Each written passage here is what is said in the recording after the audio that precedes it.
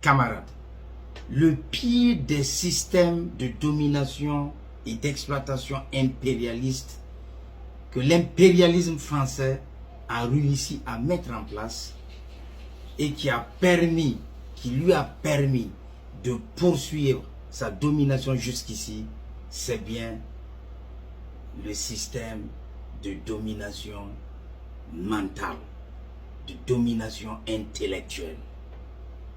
Si fait que l'intellectuel qui ne comprend pas qu'il doit en fait casser les chaînes du mimétisme, de se faire voir ou de se faire prendre pour plus que blanc, pas toujours se dresser contre les initiatives révolutionnaires de son propre pays. Et c'est ce que nous constatons actuellement sur les réseaux sociaux et sur certains plateaux où il y a cette opinion qui fait croire que après un coup d'État, on ne peut pas avoir de révolution, que la révolution ne se proclame pas, la révolution ne se décrète pas. Eh bien, c'est faux. Ces derniers qui ont bien appris leur leçon d'histoire, disons, de l'histoire de la France, qui leur a appris la Révolution française, ces derniers, s'ils ne mettent pas un peu de jugeote dans leur esprit, ne comprendront pas qu'on peut avoir une révolution dans un pays qui n'est pas la France et dans un parcours qui ne soit pas exactement celle de la France de 1789. Ces derniers n'arrivent pas à se débloquer du blocage psychologique créé par l'école du blanc en Afrique. Ils ignorent totalement que chaque pays a sa particularité et chaque révolution est singulière, puisque les mouvements sociaux, politiques des peuples sont bien différents.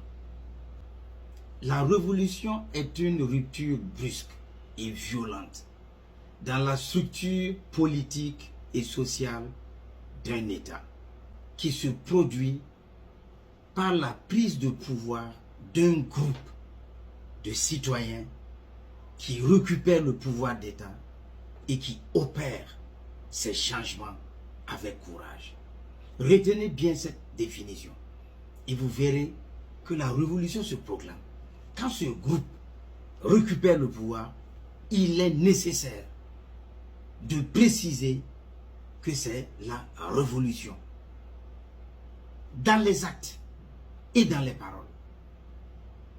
Et si c'est le cas d'un coup d'État, il faut bien que les militaires qui aient fait ce coup d'État aient le peuple avec eux. C'est ce cordon-là qui détermine que nous soyons dans une révolution. Cette condition est fondamentale. Et le Burkina Faso est un cas d'école.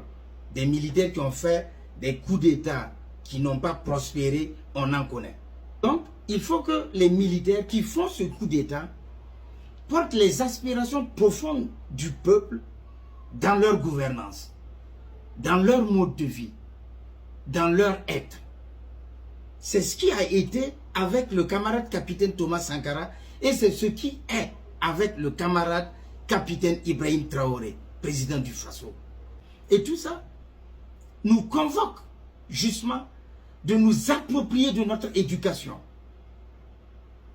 Depuis la base, comme au niveau universitaire, afin de former de véritables Burkinabés, prêts à défendre leur nation, où qu'ils soient, comme ils peuvent, et sur tous les plans, matériel, intellectuel.